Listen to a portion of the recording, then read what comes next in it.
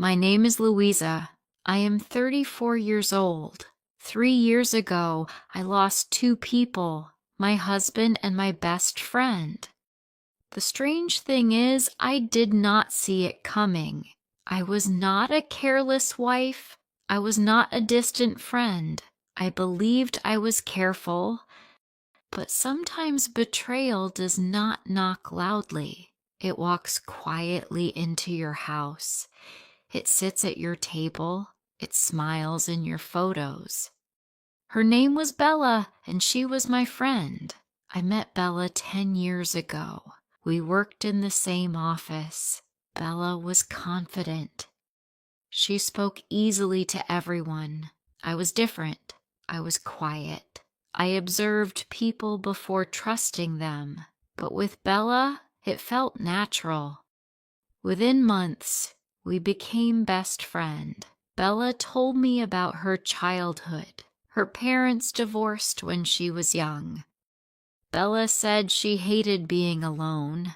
I told her about my fear of losing people. We understood each other, or at least I thought we did. 2 years later, I met Peter. Peter was not charming like other men, but he was kind. He made me feel safe. On our third date, he told me he believed marriage was forever. I remember going home that night and calling Bella. I said, "I think I met someone serious." I said, "I think I met someone serious." Bella was so happy. She said, finally. She met Peter 2 weeks later. They talked easily. Bella laughed at his dry jokes. The three of us became comfortable together. But looking back now, I remember small things I ignored.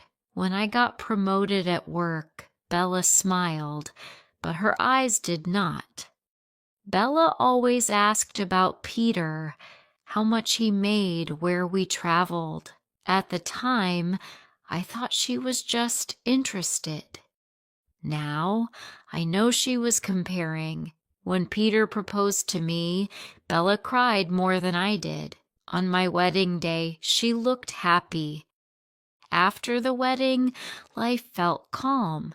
Peter worked in finance, long hours. I continued my job.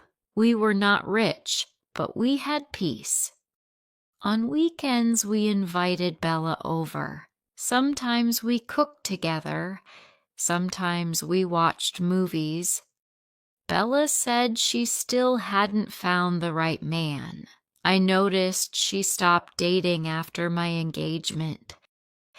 She said she was too busy with work, but now I wonder, maybe she had already chosen someone, my someone. Soon, Bella started coming over when I was still at work. At first it made sense. She lived nearby. Peter sometimes worked from home. I told myself she must be talking to him about work. One evening, I came home earlier than usual. I felt sick and wanted to rest. When I opened the door, I heard laughter from the living room, Bella's laughter. I was surprised. I walked in. Peter and Bella were sitting on the sofa, not too close, not touching, just talking. They both looked surprised. Bella said, "Oh, you're home early, Louisa." Peter said, "How was your day, Louisa?" Everything looked normal, but something felt off. I ignored it. After that, Bella's visits increased. Sometimes she brought dessert. Peter was always kind to Bella. Bella started dressing differently when she visited. More fitted clothes, more perfume, more makeup. Once, I saw her touch Peter's arm. When I mentioned it to Peter, he said, "Louisa, she's your best friend. Don't be silly." Was I acting silly? One night, I asked Peter directly, "Is there something going on between you and Bella?" He looked shocked. He said, "How can you even think that? She's your best friend." Peter looked hurt. I felt guilty. I apologized, but my heart did not relax. 2 weeks later, it was my birthday. Peter gave me an expensive blue perfume. It was the same perfume Bella had started wearing. At the time, I thought it was strange. Now I know they had gone shopping together while choosing my birthday gift. They were already sleeping together.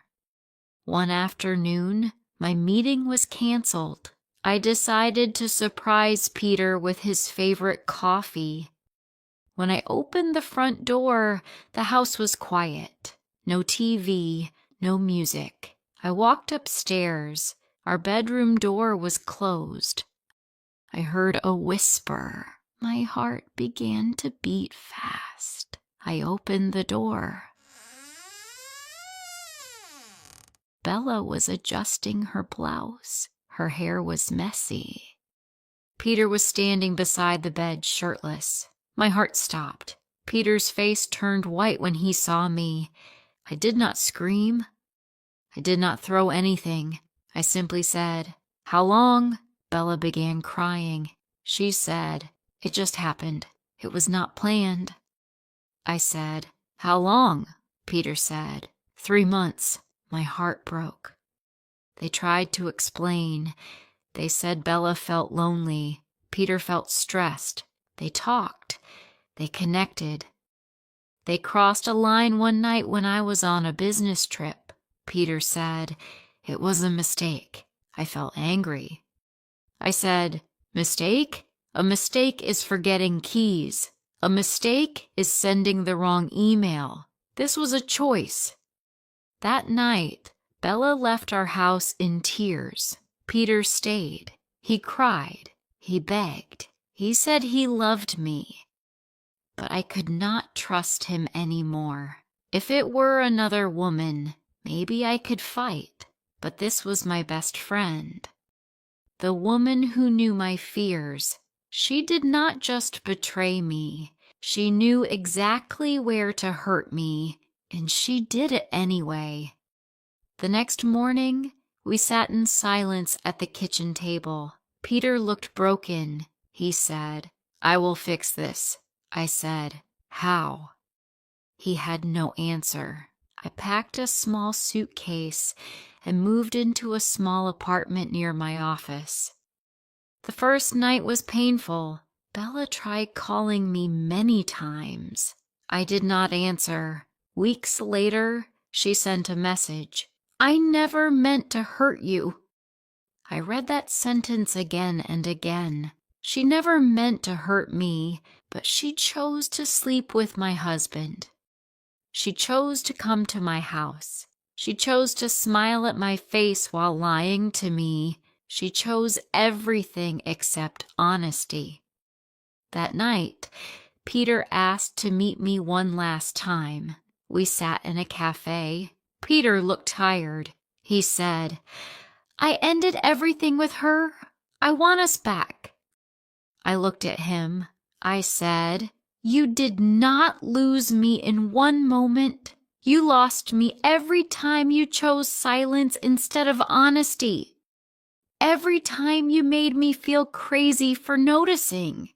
Every time you said I was silly, you lost me." Then he cried, but I did not care.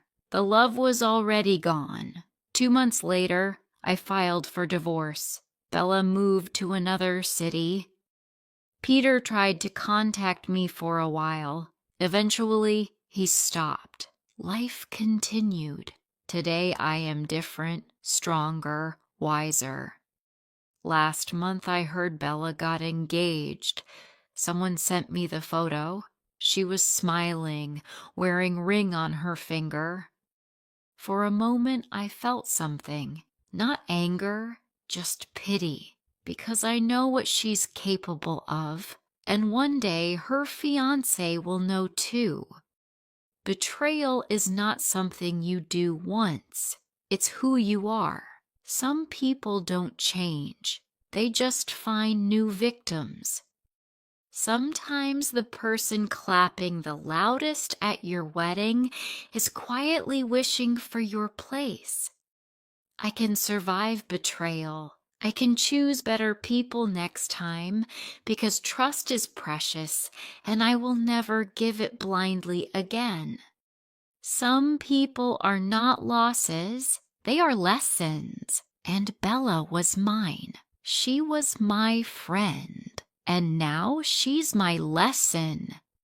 If you liked this story, please like, comment, share, and subscribe.